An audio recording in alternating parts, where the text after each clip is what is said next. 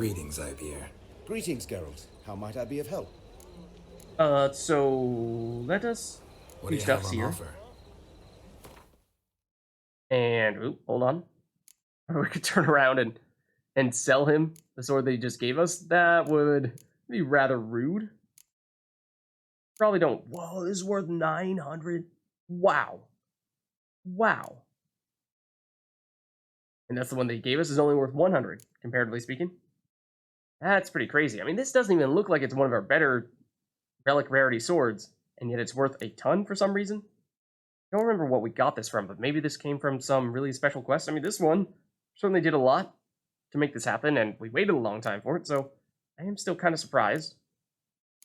Huh, do we have any other hidden gems here that are worth a ton? I mean, yeah, I'm expecting them to be somewhere in the mid-hundreds, low to mid-hundreds. But, whoa, this is worth almost nothing. Wow. Whoa, okay, this is actually potentially our most valuable one here, worth over 1,000. Okay, so yeah, we are certainly sitting on some valuable swords here. And at some point in time, we will want to make a point of doing something with them so that we can take advantage of that. But I think for the moment, we're actually looking to repair. And how expensive would it be to repair? I think we were looking at this one here. They are both broken down. Might it actually be better for us to use a repair kit? I mean, it only costs... This one's pretty cheap, 33. 87 seems like a lot. Let's do this one here. Okay. And we also did lose some armor on our chest plate. That costs 88, though. That also feels like that might be worth using a repair kit on that. This only costs 14, but it hasn't actually lost any of its armor yet, so that seems like that's not terribly urgent. Same with this one. Okay, so let's carry on then. Thank you, Abier. So long. Okay, so that means we are now done with one of our remaining quests here. And the list grows ever shorter. But we can still play innkeeps. Win a unique card from the innkeep at the inn at the crossroads. Okay. Is that not the place where we were a long time ago in Velen? Like a long, long time ago, yeah. Okay. Let's do that then. For sure. Let us find a fast travel location to make that happen. Which may or may not be in this direction here. This may be a way out of the city, which typically does mean... Can we help you? Is there actually something happening here? Not sure there is. Does seem like there's a lot of people crowded around here. I was suspicious, but I think that's a false alarm. What's he doing here? So we'll head here, and then hold on. There we go. Head back over to in at the crossroads. Fortunately, there is a fast travel location right there. Okay, and we are looking to go in here. This is where we talked to you a long time ago, and you were saying there were going to be some people from the Baron's place tracking us down, and we should run, otherwise they're going to try to fight us, and we did just stick around and fight them. That's ultimately why they were mad at us when we first walked into Crow's Perch. But, where are you? I'm pretty sure you did not exist a moment ago, and now you have appeared out of thin air. So, what are you? And what is this witchcraft? Ring tins? And I'm pretty sure we tried to play you at Gwent before, but we weren't allowed to. It just wasn't an option. But now it'll work. Hold on a second now. Do you have Gwent cards that we could buy? Show me what you got. If you did, we'd pick them up. I was gonna say, if there are any last-minute advantages that we can get, then let's try to get them. But I suppose we can go straight in. They say you play cards. They don't speak idly then. Times are tough, and rare cards are often worth more than a fistful of gold. So, will you play? If you have nice cards, then that sounds like we'd certainly be willing to do that.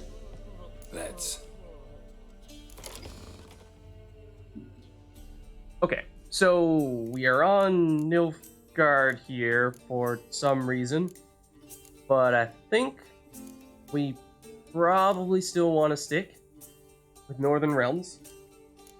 And I think we were making some adjustments recently to our deck. I just don't recall as to what the current state of it is and if there's any more tweaking that we want to do. So, like, for example, I know a while ago we were saying torrential rain on a siege-heavy deck, like what we have here. Is it worth holding on to one of these? Potentially not. I mean, whenever we get it, we are basically just looking to re-roll into something entirely different. So it might be worth dumping this here and instead throwing something else in instead. Decoy can be great, of course, when there are good things to steal with the decoy, like spies on the opponent's side, or then we could just do a Control Z and get back one of our own units, but that's not really adding much. So for that reason, I feel like you want to be cautious how many decoys you do end up throwing in your deck. Could throw in Roach. That would be another hero to add into the equation. Otherwise, yeah, I'm not seeing too much else that is standing out to me as a great option here. So I think it would either be Roach or a decoy or Commander's Horn, but I think we have that's another case where we have too many of those, or we would have too many of those if we were to add another. So we have our leader ability is basically Commander's Horn in the siege row. So that's one, and then we already have 2 Commander's Horns in our deck, which means that we're probably going to have the ability to double our certainly siege row, possibly range and melee row as well. And I mean, you need some cards to double. You can't just double and have nothing in there in those rows. Otherwise, it's completely useless. So I think for that reason, we probably don't want to go with you. It's mostly just decoy or Roach. I think let's go with Roach. Okay, now let's start. And we go first.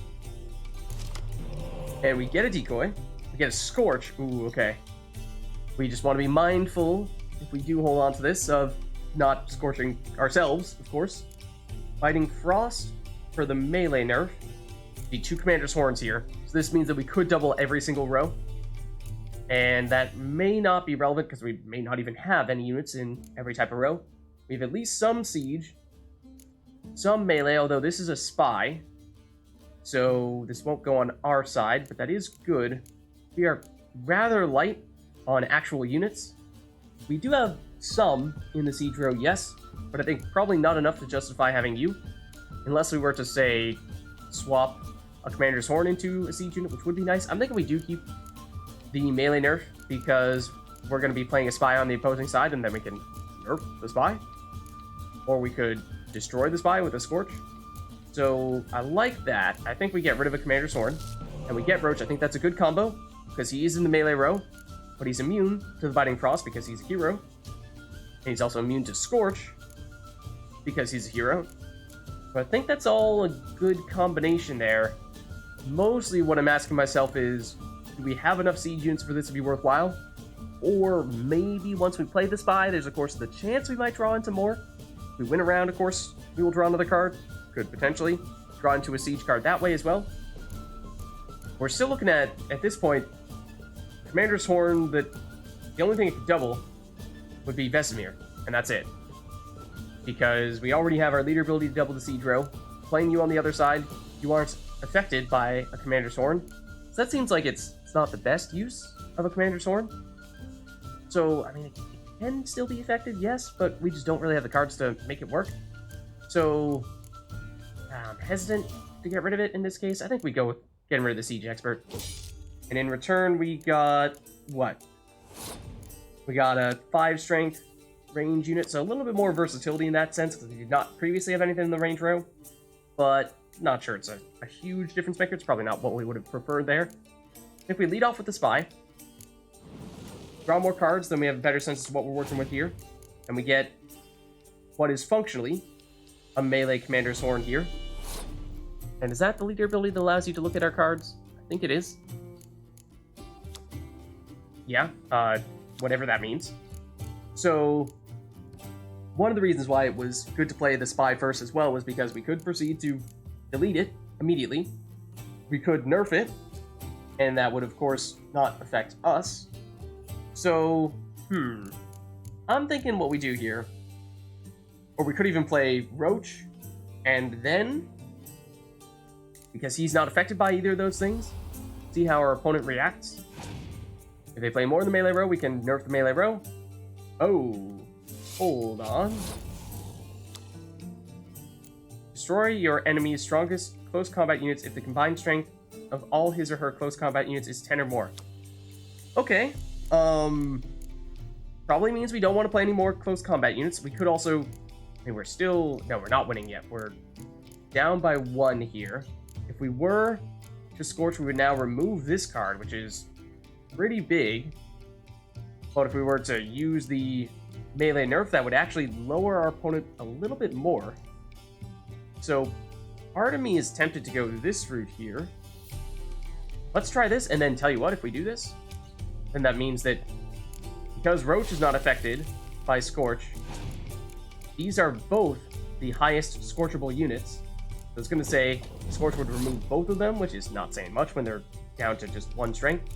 But then you play a 10 strength card, one that is not a hero, and therefore one that can be Scorched. So I think we definitely follow up with that and say thank you very much. Goodbye. Ooh, oh, that would have been fantastic if we had double Scorched 2 10 strength units. That would have been the ideal situation. Of course, we didn't necessarily know that was going to happen, but wow. Okay, that's interesting. So you have some strong cards here. You definitely have some strong cards. I didn't necessarily expect that to be the case. So you are winning by 2 right now. If we were to play you, we would go up to 15. We would leapfrog our opponent. I'm thinking we go that route there, and we try to encourage our opponent to either pass and let us win this round, in which case, when we win a round, we'll draw a card. We'll have 8 cards to our opponent's 7, so we'll have card advantage. Or we bait our opponent into playing another really strong card and have them overinvest in this round here. Let's see what they do. Ooh, a medic. Oh, that is a great card they're bringing back, of course. Does mean that once again, if we still had the Scorch, that would be fantastic. Now I'm kicking myself for playing it when we did. Of course, it still looked like a strong play at the time. Getting rid of a 10 strength card is nice, but getting rid of 2 10 strength cards would have been amazing. So I feel like, of course, we are now losing this round, but we do have 7 cards to our opponent's 6. So maybe we do still pass here. And we do just take the round 1 loss and hope that the card advantage that we've accumulated thus far is enough for us to win rounds 2 and 3. We still have our leader ability, our opponent does not, so that's also in some ways kind of like an additional card. So I don't love it, but I'm not sure we have many other choices. Oh, this is another card that we drew into, did we not? Sets the strength of all ranged combat units for both players to 1. Hold on. That would reduce you by 9, bringing you down to 13. Don't know how many more range cards you might have, but this certainly is a circumstance in which that is helpful. Oh, it would also reduce us, though, because we did play a range card. Ugh. If I'd realized that we drew into this card, I probably wouldn't have played you, after all. Okay. So that's unfortunate. Wait, so you would drop to 13, did we say? Yeah.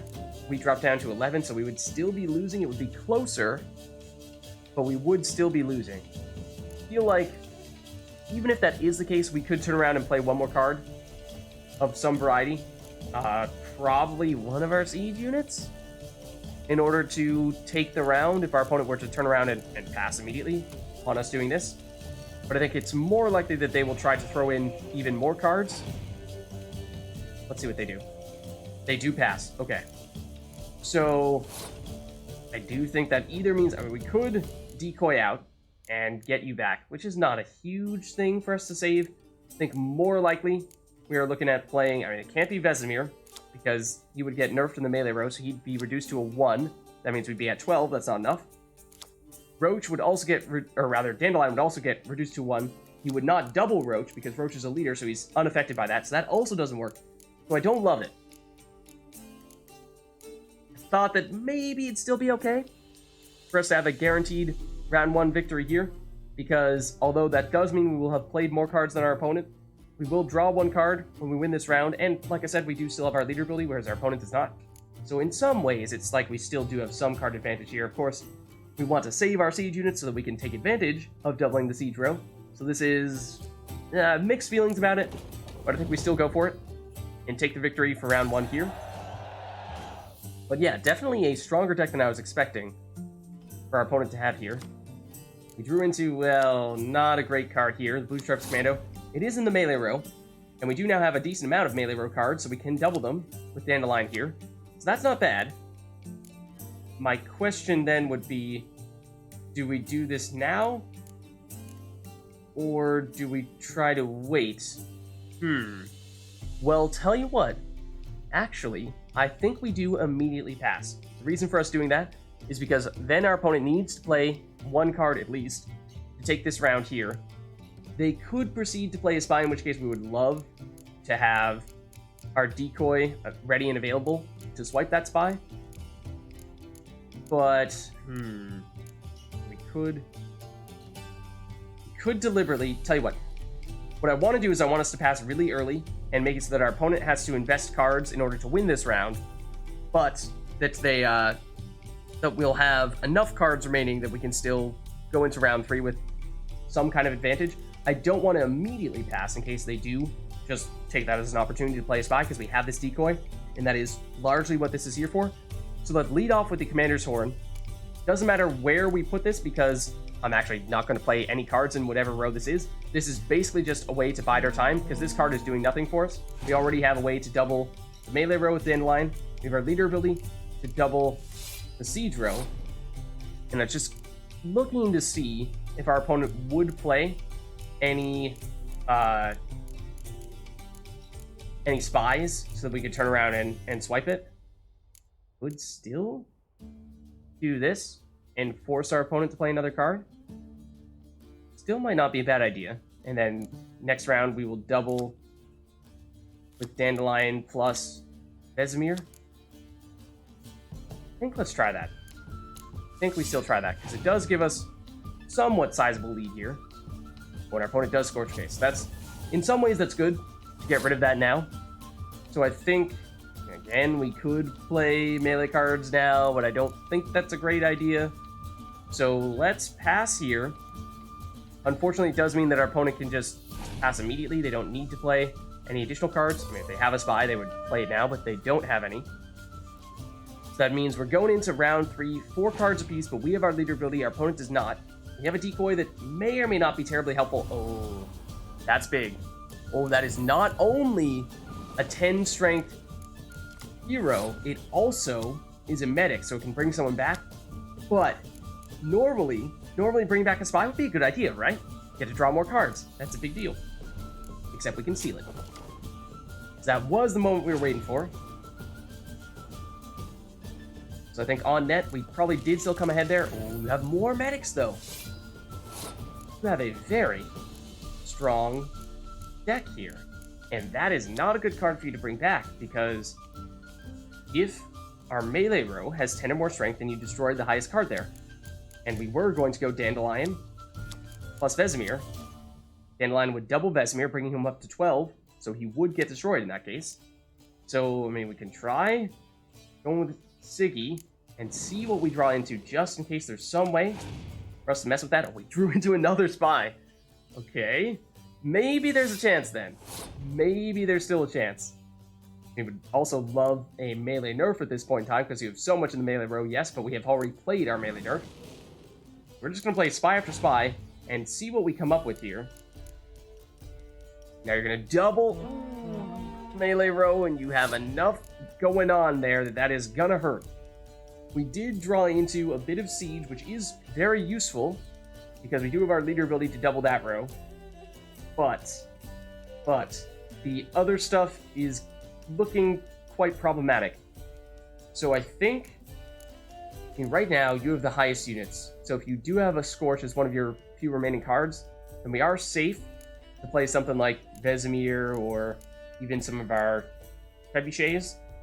I think we go with Vesemir, and then we probably will not play Dandelion at all, because if we play Vesemir alone, we get 6 strength.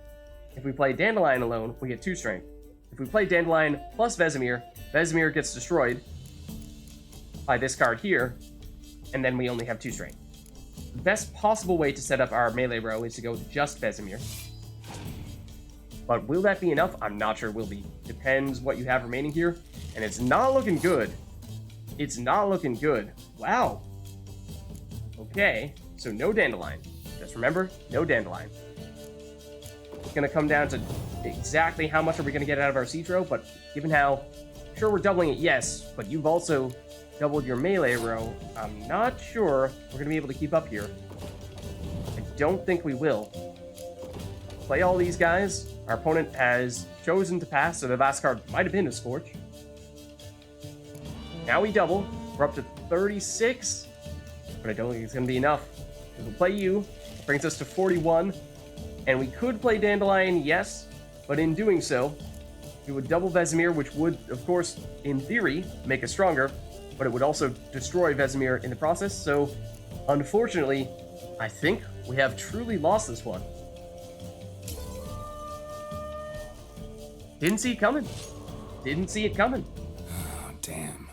Lost. You might look to your deck, change it up, do better. Thanks. Alright, you're not wrong. Though, I mean, what would we have done to change our deck? Or is it just we were a little bit quick to use our Scorch early on, and so there's that we could do differently. We also, I mean, we didn't get great cards for the siege row, so we got a little bit unlucky in that sense. So I'm thinking we might still be able to pull off a victory if we just take you on again, and we go in with a little more knowledge of what you're going to throw at us, and hope for a little bit better luck on our hand. Rig change. Of course, we're not going to be able to pull off the spy drawing into another spy again. That's almost certainly not going to happen. But we could get more heroes, we could get some medics as well. Of course I am. We did have some good cards that we did not get the chance to play. Oh, we also didn't time our melee nerf as well as we could have. That's another thing we could have improved. So it's possible, I think. Difficult, but possible. And, you know, the Innkeeper has now turned into a ghoul. But I think we do still stick with Northern Realms here. Do we have another Scorch? I'm not sure we do. I don't think so. And we saw you had, what, one big siege card. Probably still not worth throwing in a torrential ring because there's a lot of risk that we end up hurting ourselves. It was mostly melee where you were playing things, so is it worth throwing in an additional Biting Frost just to make it more likely for us to end up with one of those? Do we get rid of a clear weather? I don't think we saw, did we see them use any leader or any weather effects? We did see that they didn't use a card at the very end of the last round, so I was thinking maybe that was a Scorch. Could have also perhaps been a Biting Frost, so they didn't want to use it because they would have nerfed themselves more than they nerfed us. I say this because maybe we don't need clear weather. Maybe we don't need it. Maybe we throw in another Biting Frost instead. A little bit of a risk. Oh, the other thing is we had a little bit of, is not the best of luck with the Commander's Horns. We had a bit too much of that going on between Commander's Horns and Dandelion, and they trapped us a bit with Dandelion plus Vesemir. So we want to be cautious of our own melee row. Couple of decoys. This is the range nerf. Couple of siege experts. As long as we have siege units to go along with them, that's okay. And we have 2 of you. You'll double each other. That is good, but we only have 1 of you. You're not getting doubled. We probably will swap you out in that case. We do have some siege going on, but I think you are definitely candidate number 1. Switch out, and it is a Dandelion for a melee doubling, but we don't have any other melee cards, which is probably a good thing based on what we saw before. And when we switch you out, we got, what did we get? Was it another siege expert, or was it you? Oh no, it was the second catapult, and you double as well when we have 2 of you. Oh, that was big. Okay, so we don't have any Scorches this time. That's not an option. We certainly have a pretty strong siege row here. We do have a decent range row as well. Though, besides that, we have a weather card and we have some dummies, or decoys, I should say. So, I'd say we just barely have enough to win 2 rounds here. One very strong round with the siege. But, I feel like we can't really dilly-dally and just throw cards away in a round in which we're not expecting to win. So that makes me hesitant to go for it this time round. I don't really want to pass immediately, although if we did so, that would of course mean that we would have 10 cards, whereas our opponent would have just 9 going to this next round here. Maybe that is still okay. We would have loved if, say, our opponent had started off with a fantastic card and we just say, yeah, well, okay, play one of your best cards and we'll just give you this round and we'll forget about that card going forward. But this is a pretty nothing card here. So, I don't love that. If we were to try to play a throwaway card, so to speak, it would probably be the Impenetrable Fog. We did see that they had at least one 10 strength range unit, so it is possible that they could play that again, and in which case we'd want this. But of course, we just don't know if they have that in their hand right now. So, well, tell you what. We are, at some point in time, keen on playing cards in the range row. So in the interest of not nerfing ourselves, let's play this here. It is potentially a throwaway card. At the very least, I think it is a sign or an invitation for our opponent to play more cards and have them overinvest in this round here. So we want them to play something big, and then we'll just pass. Oh, except they play their leader ability, which is nothing. So that is not what I wanted to see. I mean, we do have... One thing to bear in mind is we do have our medic. So, as long as they... Well, yeah. We could play one card here, and then in a subsequent round use our medic to bring it back. That's not a terrible plan, to tell you the truth. So I'm thinking maybe we do throw in a catapult here, because that is our strongest single unit. We won't play them both together. The intention here is just to, again, bait our opponent into playing stronger things, like a hero that is a weaker hero with only 7 strength there. And in some ways, I mean, it is tempting to try to eke out a little bit more here because it's close. I mean, if we play just a little bit more, we could actually take the lead here. But I think the plan is mostly just to bait our opponent into playing additional cards. If we were to play a Siege Expert, it would boost you up to a 9, and then you'd be 1 yourself, so we'd be at 10 strength total, we'd be tied. I do think that Nilfgaard wins ties. I think that's their faction bonus. So they might proceed to pass, but I might take that. I think we tempt them. See what they do here. They might pass. Okay, that is... Oh. That is their really strong range unit that got nerfed down to a 1.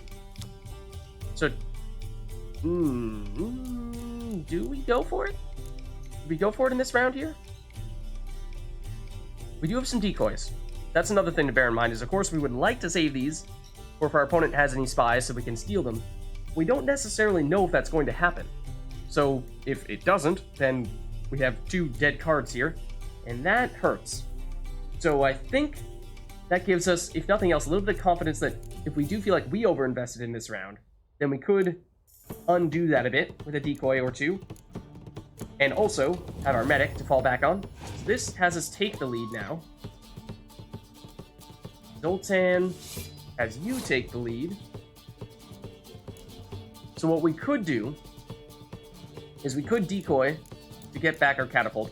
I don't think that's necessary because we have the medic, and the medic can bring back one of these units here, in which case it would probably be the catapult.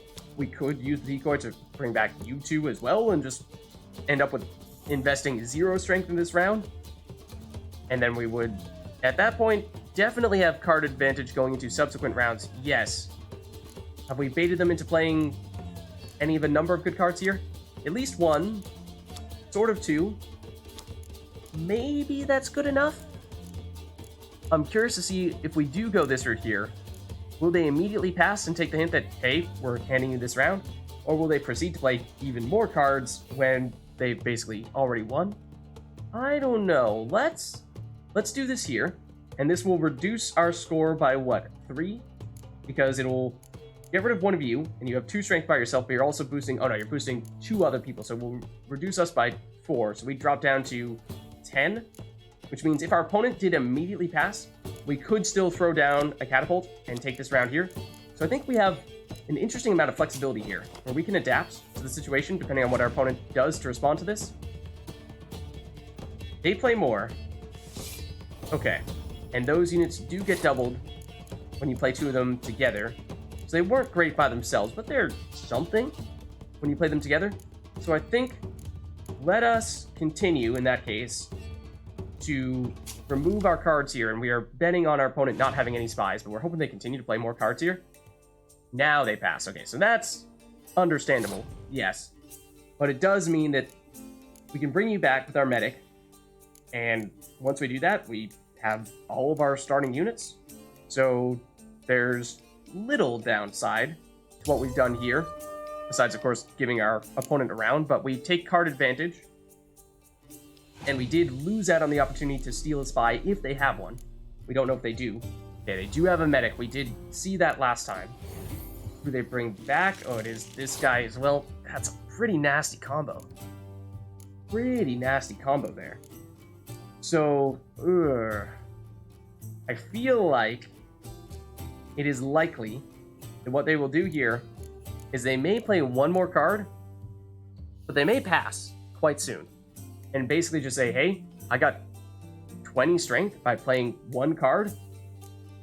See if you can beat me. And we can't quite do that, but we can come close if we were to say, go with the medic into the catapult. That would bring us at 13 strength with one card. And if we were to play the other catapult, then we would surpass them. I'm thinking we might need to do that here. And you do still have the highest card, so if you were to have a Scorch, it would affect you, not us, and yes, they do pass. Okay, so as anticipated, I think that means that, well, hold on, there are a few different options we could pursue here. Because if we were to play you, let's see, we need to hit 20. If we were to play you, then you would be 1 strength yourself and boost these 2 by 1 apiece. Gain 3 in total, get us up to 16, would not be enough. We need to play both of you to surpass our opponent. The reason why I'm thinking we maybe hold off on the catapult is because we do, of course, still have our leader ability. And our leader ability doubles the siege row. So if we don't have very many strong siege cards remaining, then our leader ability is almost useless. So for that reason, I would like to hang on to the catapult. What is the way that we technically leave the most strength for the next round here in our siege row? So if we play both of you, then we will have still the catapults and our leader ability to double the siege row. That will give us 16 siege strength in the next round. If we play, what would be the other alternative? If we were to double right now with our leader ability, then we would have 2... Well, you'd be effectively 3 strength because you'd be boosting you and you. So 3 plus 3 is 6. Plus 8 would be 14. It's a little bit worse. So I think in that case, we are looking at playing both of you guys. And you scared me a little bit there when you had a delay before you boosted everything. I was like, do we not have enough strength by doing this? Okay, we do though. We will also draw a card. So we'll be looking at 4 cards to 4 cards. We have our leader ability, whereas our opponent does not. And we drew into a spy. Ooh, that's nifty.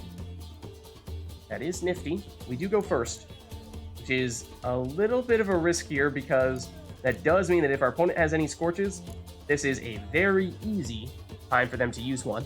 So for that reason, I'm tempted to lead off with our spy. Though if they do have a decoy, then of course they could immediately proceed to swipe it, though they are presumably going to do that at some point in time, regardless of when we play our spy. So I think we lead off with you. See what we draw into. We love siege cards. We did get one, and we got a hero as well. Okay. So you have some stuff in the melee row. There's a chance you may double your melee row. We saw, of course, that you did that last time. I think we lead off with Roach next because he's a hero. So if you do try to Scorch, it's not going to affect us. And you now have a 4 strength unit out there.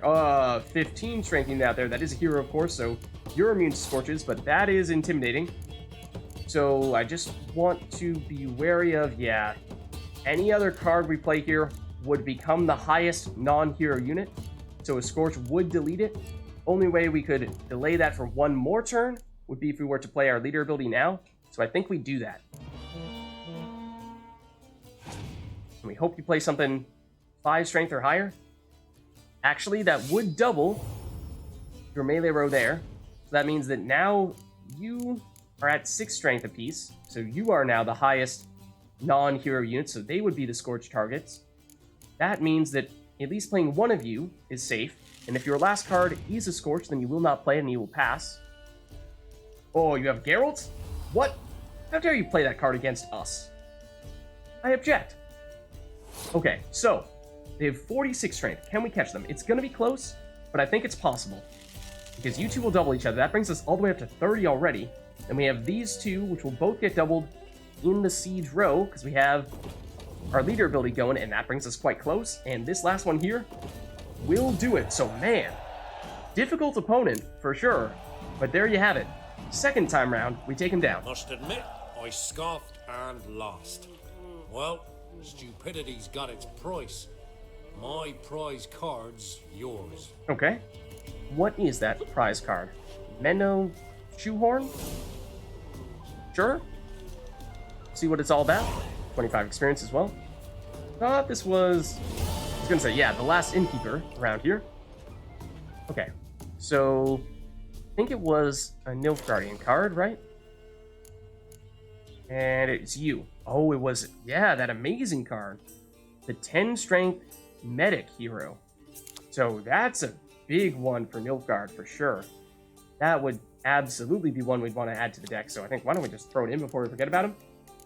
And maybe that means we get rid of Cynthia, who is just a boring 4 strength unit that doesn't do anything special. Sure. And I mean, can we get rid of you as well? Because same deal with you. Do we have enough cards to just trim the fat a bit? Not if we get rid of Zoltan. So, in that case, I do think that, well, we could put you in. You're a hero. It's going to say that maybe Nilfgaard is still clearly not as good as Northern Realms. It's getting closer, yes. But in Northern Realms, we don't really have any weak cards that don't have any special abilities. Like, say... would be a good example. Well, the cards we were getting rid of, like you. Like a 5 strength unit with no special abilities. We've gotten rid of all these in Northern Realms. We have enough other good cards. We just don't see these anymore. So, I think until we are reaching that point with Nilfgaard, it's probably safe to say it is still at least second best in Northern Realms, and not sure. Monsters, I think, is definitely in last right now for our current decks. Scoia'tael might be sneaking up a bit on the other decks as well. But still, I'm seeing, yeah, a lot of those generic 5 strength units. So I think still some catching up to be done. But a good card nonetheless. That much is for certain. As for what comes next, I think we are starting to run out. These quests here, I've been saying it for a while. But at this point, I mean, high stakes, no, we're not doing that yet. We're not doing that yet. Instead, I think we're headed to the main quest. I think so. We tell Priscilla what we've learned about Dudu. Let's do it. And Priscilla, you are, I assume, back in Novigrad, right? Yes, okay. Let's go to Hierarch Square.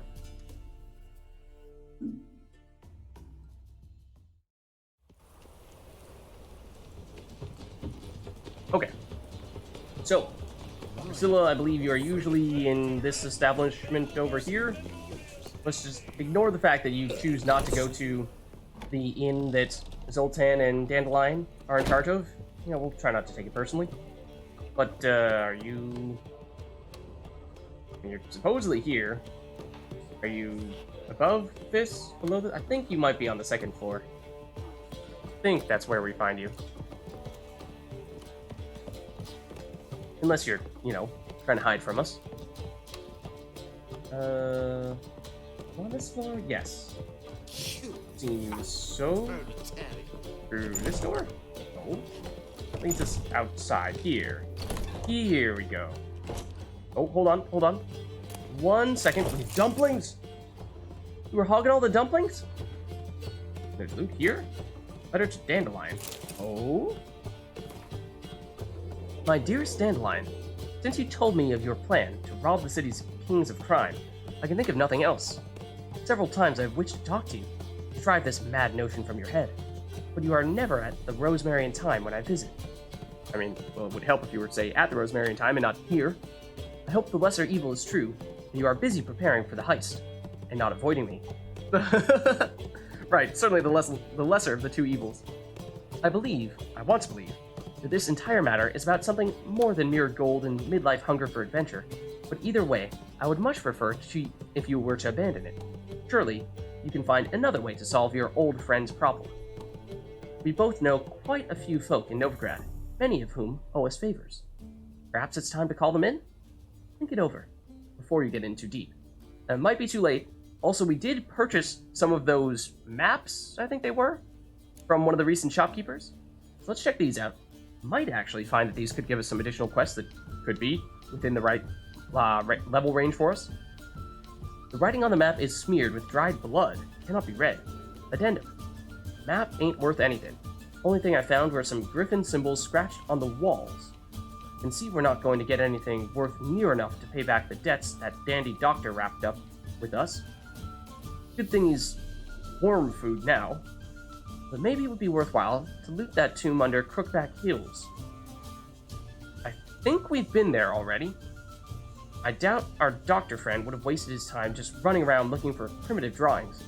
There's gotta be some treasure about. Okay. Sure. Still has the exclamation point. But this one here, worn out and faded notes by Hieronymus on the Witcher Elgar. Elgar hid improvements for the School of the Wolf here in various corners of the world. The Witchers could make use of them on the path. Some he hid in elven ruins and a sunken ship in the south of Velen. Oh, okay. Others he put in a hideout far to the south of Oxenford. Okay.